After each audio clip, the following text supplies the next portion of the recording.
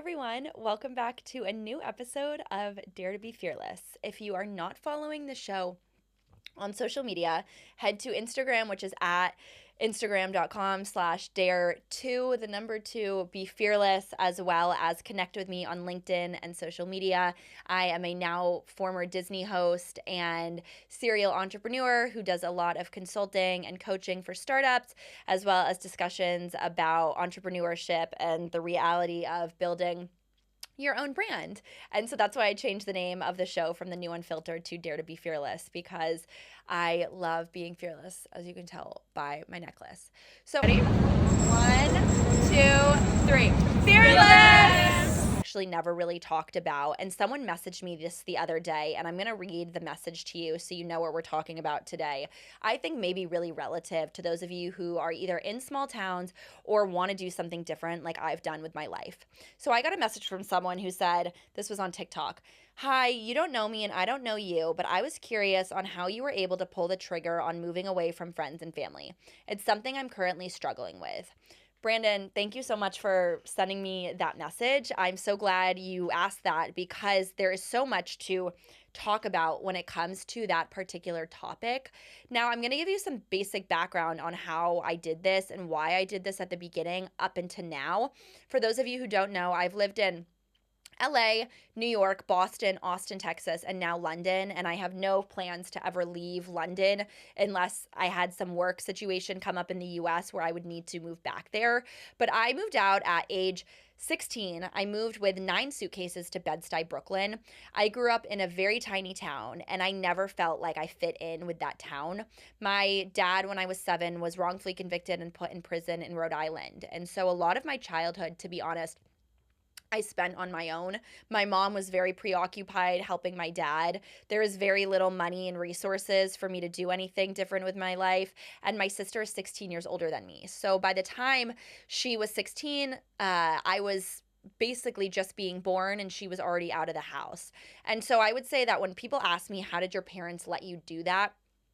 I was not the kind of kid where my parents could say no to me, but I think at the end of the day, they were very preoccupied with just the stats of the cards we had been given as a family. And so I think it was very abundantly clear to my mom that I was a different kid. Teachers, when I was growing up, had always said things to her. They were either trying to prescribe me with ADD medicine, or they were essentially saying I was a very special and gifted kid, in a good or a bad way, because I wasn't the best kid at school. But I definitely remember teachers, in particular Dr. Green and Mr. Mayhew.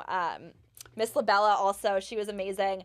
They always kind of, I think, saw something in me that really kept me going during those moments when I had a lot of fears surrounding my future as a young person. But when I decided to move out, it was because, number one, it was around Fashion Week. So I had started my blog. And when people ask me, how are you so mature at 26? It's because I literally did everything that people were doing in their early 20s. Even now, I did this stuff at 17, you guys. I was partying in New York with a fake ID at the back of every cool club with all the celebrities and all the rich kids at such a young age that I saw what I needed to see. And so now I literally talk all the time and tell people, like, I go to bed at 8 p.m., 9 p.m. on the weekdays.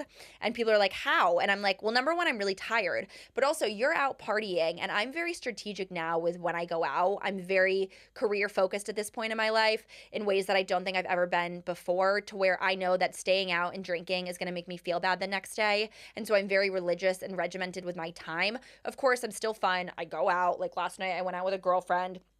We're out to like midnight on a Tuesday.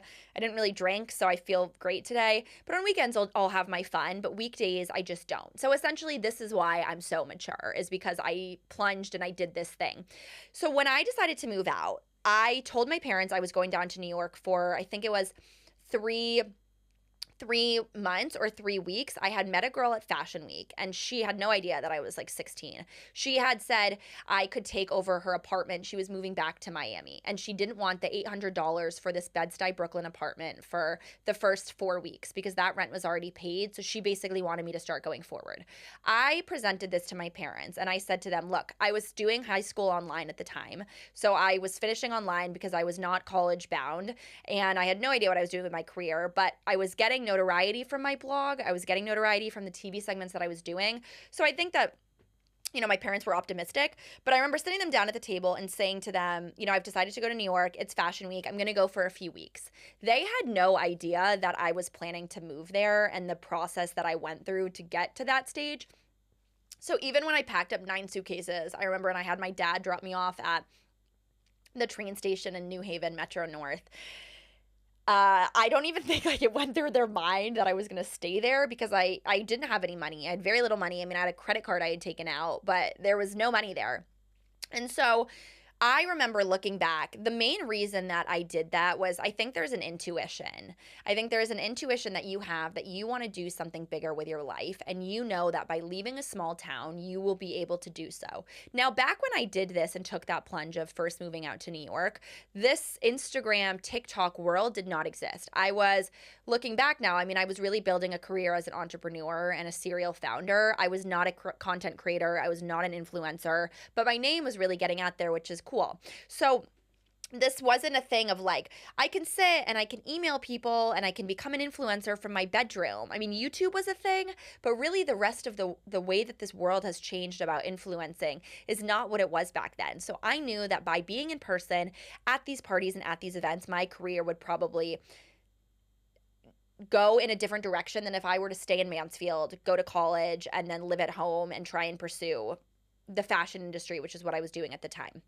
What I want you guys to take away from this episode is that when I moved out to New York, there was a few thoughts that went through my mind. And now as I've moved out to different cities and now a totally different country, of course, you're going to be scared, right? So if you can get over, you're going to be scared. It's going to be scary and that you're going to feel insecure and you're not going to have all of the answers, but you can always go back.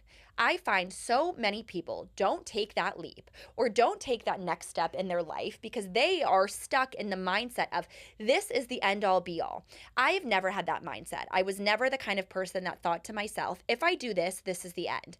When I decided last year to move to London based on the fact that my gut intuition just said you need to get out of LA and Austin, Texas and move to London, every single moment of the way I have said to myself, I can always go back. And it's true. I can always go back. You will never be stuck in one place with one thing unless you have kids or a family. And even so, people are always getting divorced. So literally, unless you have kids or you need to take care of a family member who needs you there right now, you can be anywhere. And in the same way that I tell you that nothing is permanent, your relationships right now are not permanent. Your job right now is not permanent. So if you are sitting there watching this and you're unemployed, you've had success before, right? You've had a job before. So statistically, you're going to get another job. Now, when I first moved out to New York, that was so scary to me. I remember getting off of the train in New York and thinking, like, what am I doing? I was living in Bed-Stuy, Brooklyn, which is very far away from Manhattan. That Uber with all of my suitcases, getting off the train on my own after being on it for 3 hours, getting to 360 Franklin Avenue, I realized I couldn't do on the metro. That car cost me $60. I don't even think Uber was around. And so I literally put that on a credit card and I just figured it out, right? Like it was a fight or flight moment for me. And I think actually some of those fight or flight moments can be really beneficial because that's when you really find out who you are. That's when you have to become the most confident version of yourself because you have no other option.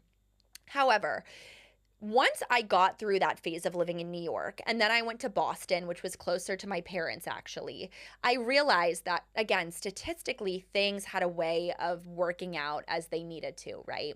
So I bring that up with the career is because if you're sitting there right now, like I'm unemployed, I don't know what I'm doing, I'm scared I'm never going to get a job. Scientifically, you're going to get a job because you had a job before, right?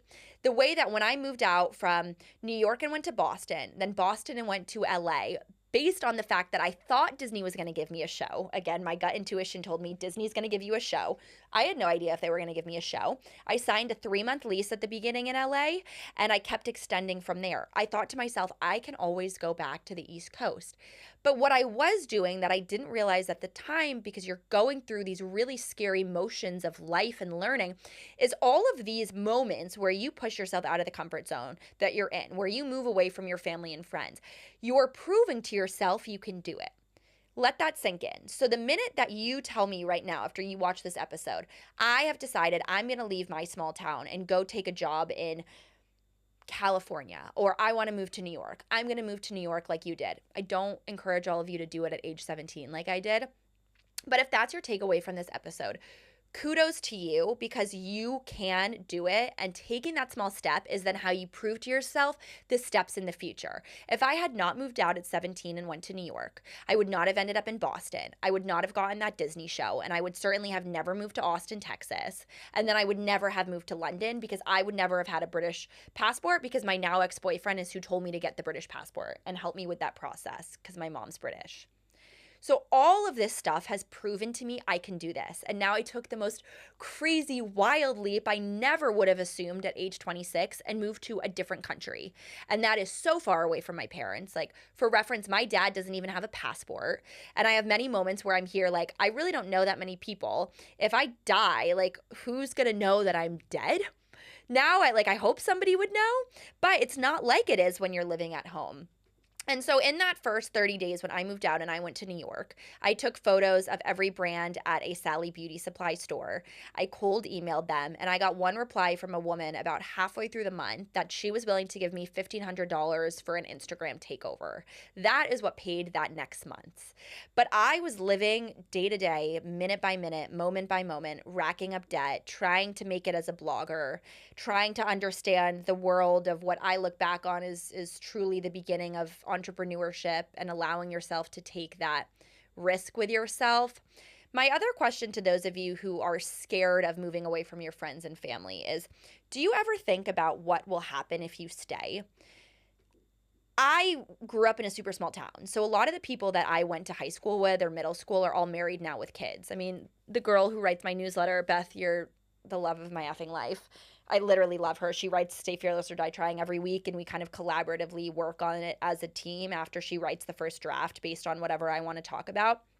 I think she's a great reference point. I always noticed something in her. She was always very good at writing. She was always very creative. So when I saw years after not talking, she had started her own marketing agency, is when I reached out and I said, I'm so glad you're doing this. I think it's awesome and I think it's very needed in Connecticut. But she did the traditional thing. She got married. She's pregnant now. You know, she lives very close to her parents. She's always been very close to her mom and her family. And so she moved down the street, and the town that I'm from, that's very common. And so me doing this, going to New York, it was wild and it was crazy. People did not agree with me. People thought I was insane. Looking back, I wish I had told less people. You want to be really strategic with who you tell when you're going to do something like this, because people will always be jealous of what you're doing that they wish they could have done. And so if you are the person in your friend group who says, I am moving to a different state, or I'm going to do this, or I'm going to take another job, most people wish they could do this, and most people do not do this because of the fear. But when I meant to just say, my question for you is, what is the opposite of not doing it? Will it be regret? Will you wonder if you had done something, what would have happened if you stayed in that town and you had that security? And the thing about life is nothing is secure, right? Like, you're scared of moving away from your friends and your family. We're all going to die. One of your best friends may pass away tomorrow, right? Your parents may have a freak accident.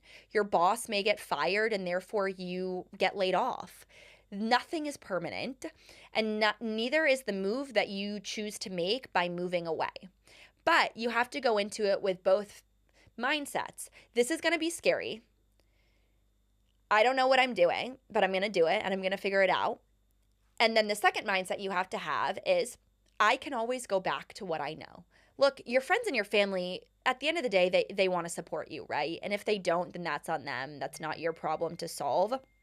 Sorry, guys. That's not your problem to solve.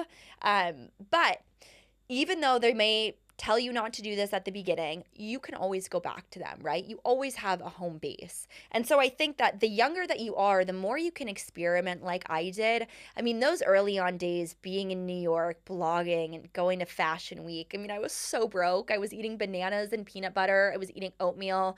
I didn't even have a bed frame. I was sleeping on the floor listening to this roommate I had sex all the time. I never even had sex at that point. It was an apartment that now I've gone back to and is literally, you can't even live in it. It's like a vacated building. It's like 360 Franklin Avenue is not safe to live in anymore.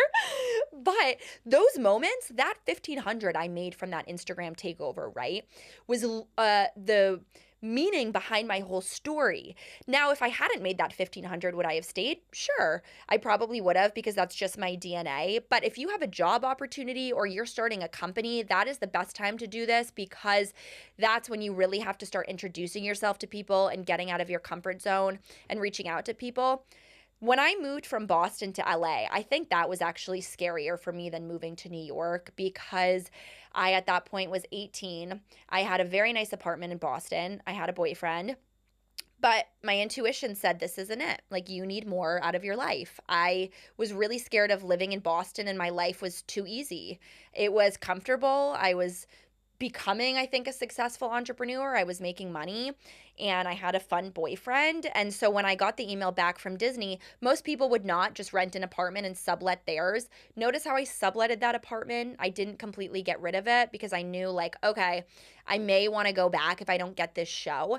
Even though when I got on the flight to LA, I was like, I'm done. I'm out. LA, I'm coming for you, baby. And if it's not Disney, well, everyone get ready to see the rest of me, because you're never going to see enough from me. But my gut really told me to take that plunge. But that was very scary for me. I remember even being dropped off at the airport in LA, feeling very alone. Those moments when you're feeling really alone is where you really have to find it in yourself to distract yourself and to find some form of a hobby, meet some new people. The later in your 20s that you get, when you start to do these kind of things, the moving across the country or moving to a different city, I won't lie to you, it gets a lot harder. Moving to London for me, I've made some incredible friends here, ones that I didn't expect to make, honestly, so early on in my life.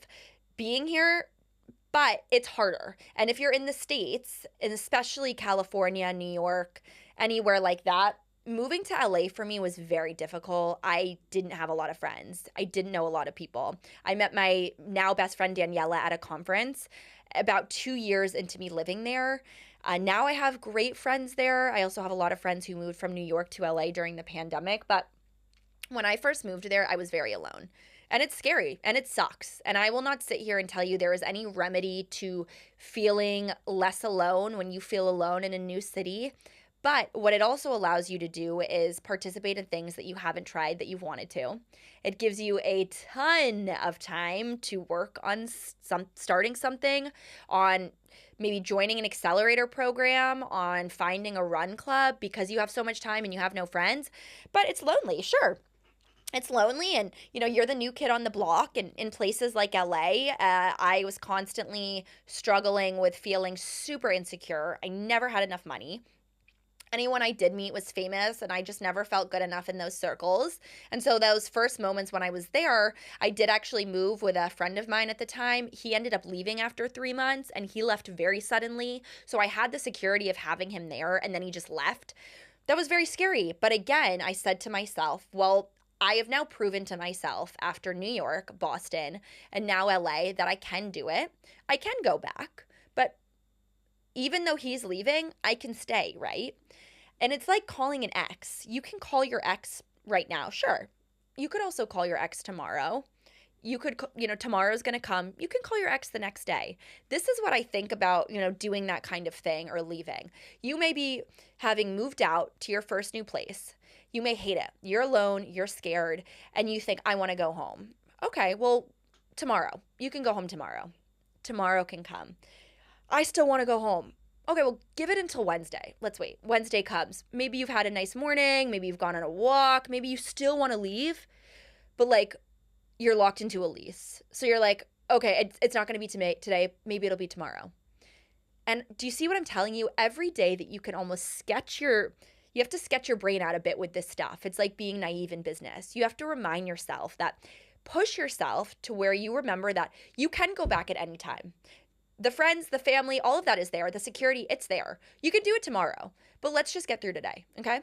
Let's just make the decision for you to move to a different place, to have this experience for yourself for 2 weeks, 4 weeks, 8 weeks. You can do anything for 3 months.